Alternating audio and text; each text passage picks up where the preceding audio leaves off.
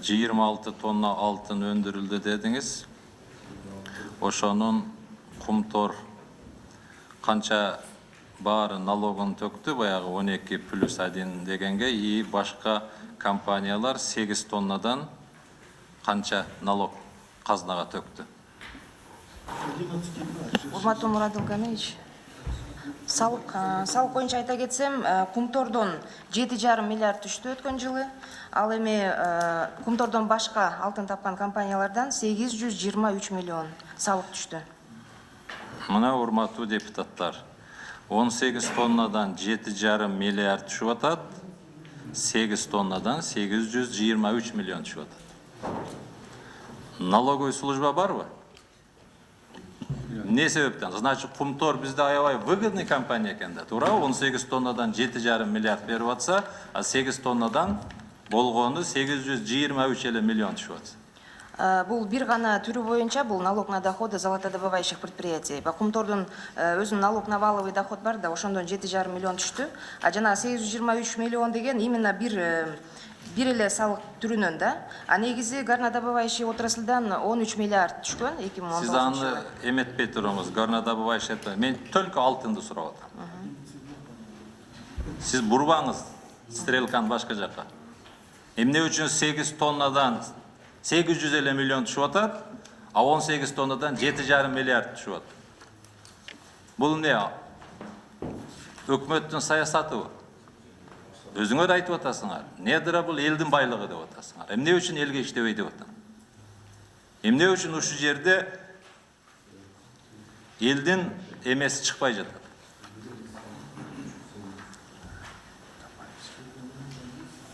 Түшүндүрүп бергилечи, биз бул жерде бюджет комитет отурабыз.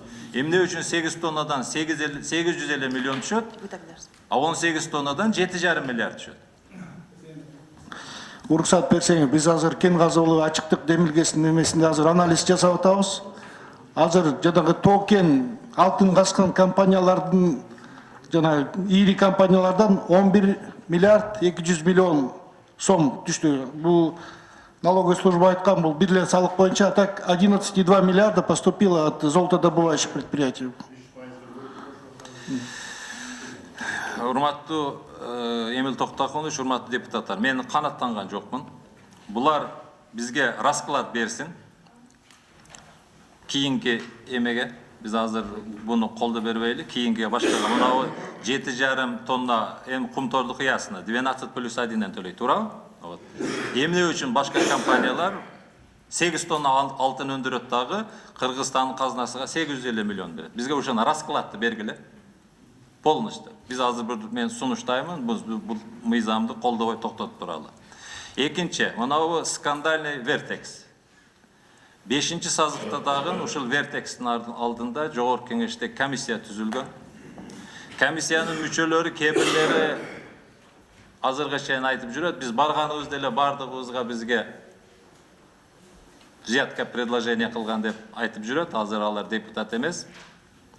Эмне үчүн булар руда түрүндө чыгарып кетет? Канча лицензионный площадь Вертекстики? И ошол жерде 1 тонна рудада канча грамм алтын бар? Ошол лабораториянын эмеси барбы?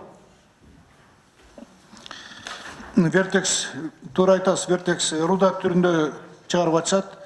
Быйыл алар макул ишалардын баарын алды, жана комбинат ЖИФ курганга. Анан содержаниялар боюнча 2019 жылы среднее содержание золота 6,8 грамма на тонну. На балансе у них содержание золота в руде, которое, баланс-то 6 грамм ичинде, да? Лицензионный площадь канча? Канча гектар? У них лицензиялар, 2-3 лицензиялары бар, площадьтарын азыр тактап берейин, азыр так айта албайм. Большая площадь есть. Две лицензии, поисковая и разработочная бар, да? ГКЗга канча тонна койгон? Азыркы маалда где-то 8 тоннага жакын го ГКЗдин балансында, Вертекс боюнча. Вертекстин Казакстандагы кожоюндары ким? Мамлекеттик компаниябы же частный жеке компаниябы? Себеби ал Назарбаевтың компаниясы деген сөздөрдө чыгып атат да, жеке кызынын компаниясы деп атат. Кимге тиешелүү айтыңыздарчы? Мен буну кагаз түрүндө эметип берейин, ким хозяева. Бирок там учредители, если по документам учредители, там гражданин Кыргызской республики Куракин, по-моему, и еще казахский инвестор. Там совместное предприятие. Бирок так маалыматтарды сизге эметип берейин. Урматтуу депутаттар, мамлекеттик чиновник, мен элге так маалымат бергенден баш тартам деген маанини айтып атат. Bir uақта Қадамжай сурма комбинатыны Бакиевтің командасы Данияр Үсеновтер сатқанда АТФ Инвест деген компанияға. АТФ Инвест деген компания баяғы Абылязовқа тиешелүү компания болған, қашып жүрген азыр Франция, Европада да. Ошолор самұрық қазынадан кредит алышқанда. Эмне үчүн сиз азыр ачыктабай жатасыз? Бул серебрен ачыкка чыгат да. Мына азыр ошол Қадамжай сурма комбинаты банкрот. Дүйнөдөгү жападан жалгыз 4-9 чыгарган сурма комбинат бүгүн банкрот болгон. Ошол мамлекеттин кыянаттык кылган адамдардын аркасынан. Эмне үчүн сиз Вертекстин артында ким турганын азыр элге ачык айткандан качып кагаз түрүндө берейин деп атасыз? Мен качкан жокмун. Биз бул маалыматты азыр туура эмес айтып аламын деп. Биз азыр ар бир компания азыр гимучредитель бүт баарын по всем лицензиям ачыкка чыгарып, азыр бенефициар боюнча токтомду бекитип атабыз. Ар бир компанияда гимучредитель до физического лица ошонун баарын эмете сайтка коебуз. Азыр мен просто билбейм, мындай точно айта албайм да. Урматтуу депутаттар, бул киши азыр айтты, 1 тонна рудада среднем 6,5 грамм золото деп атат. Бул дүйнөлүк практикада эң жакшы запас дегенди билдирет. Биз Турцияга барып Кышладак деген Канадалык компания алтын чыгарган жерге барып келгенбиз. Ошо жерде 1 тонна рудада 1 грамм алтын чыгат экен. Биз целый правительственный делегация менен барып келген. И ошондо мен суроо бердим да. Ана разве выгодно десем, выгодно деп айтты. Ошо жерде Кышладагдагы канадалык компаниянын жетекчиси.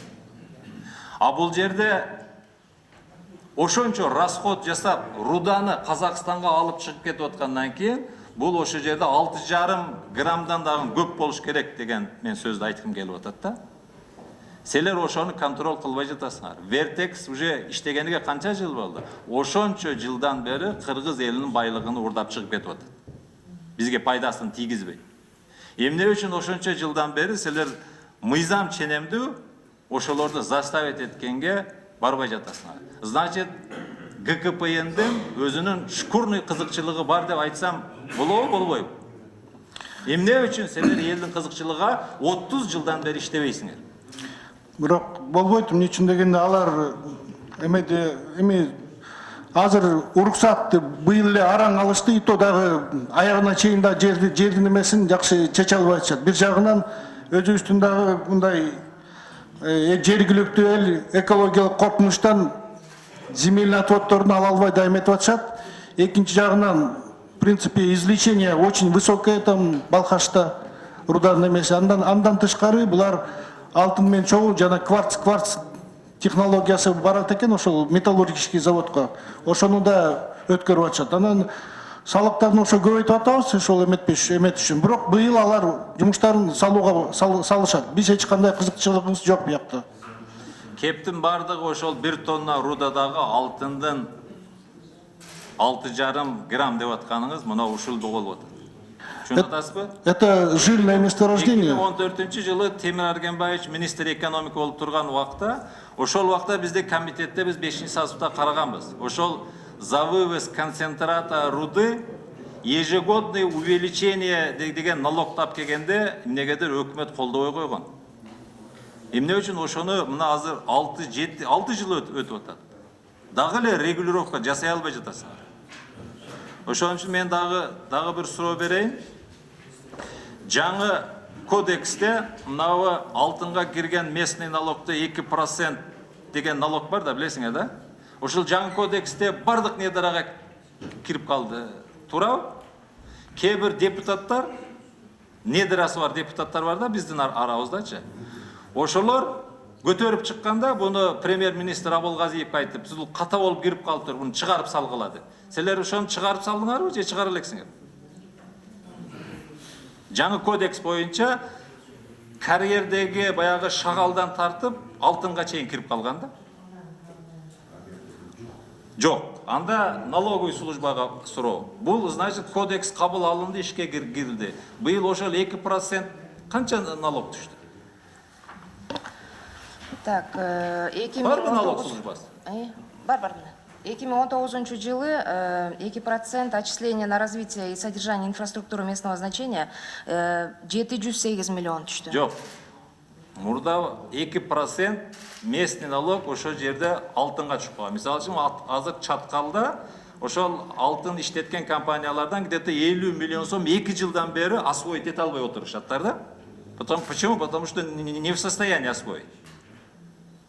Ошол эле эки налог азыр уже шагалдан тартып бардыгы кирип калган жаңы кодекс боюнча. Мен ошол кодекс 2% иштеп атабы, иштебей жатабы? Же налоговый буну прозевать этип койду? Кодекс иштеп атат? Анда сиз кийингиге дагы даярданып келиңиз. Себеби жаңы кодекс менен силер уже измат этишиңер керек эди. Ошол карьерный шагалдан тартып көмүргө чейинки бардыгы 2% төлөш керек да. Сиз ошого даярданып келиңиз. Эми силер биз Эмил Токтаконович, мен бул азыр колдоо бербей бул сунушту кийинки комитеттин отурусунда жылдырышты каалаймын дагычы. Мына азыр бизде көмүр. Себестоимость одной тонны угля сколько? Вот ГКПН. Вы хозяева, вот регулирующий орган. Себестоимость одного тонны угля сколько? Ну, по-разному, если подземные Вот дайте, запасы. по каждым карьерам вы нам дайте. Подготовить себестоимость одной тонны. Хорошо, мы берем. Мен мындай предложение кылам да, от имени комитета. Бул элдин байлыгы да көмүр, туура? Bizde могу жерде депутаттар бар, биздин арабызда да отурат да. Жөн эле атып миллионер болуп атышаттар да. А ошол эле учурда, мисалы үчүн Кыргызстанда эме. Эмне үчүн ушуга бир 10% от выручки деген эмени киргизбейсиңер? Анда биз комитет киргизели. Өткөндө премьер-министр өзү айтты. Да, угледобывающий отрасль действительно биз унутуп калдыкпыз деди. Биз буга киргизели деп атабыз.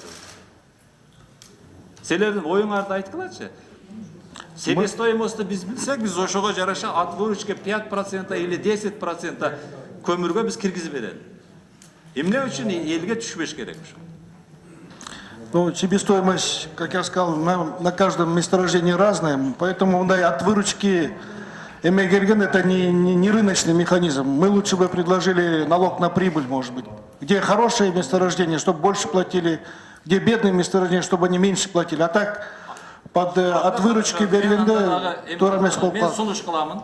Кийинки комитеттин отурумуна Кыргызстанда бүгүнкү күндө канча көмүр кени бар, ошонун запастары ар бир кен боюнча сиз себестоимость алып келиңиз бизге. Биз ошого жараша комитет мыйзам киргизип берели. Бул жерде элдин чөнтөгүгө, элдин акыга акча түшүш керек. Разбазаривание токтоткула. Кийингиге уктуңуз да, алып келиңиз. Биз азыр мен сунуштаймын, бул мыйзамды кийинки эмеге жылдыралы. Рахмат.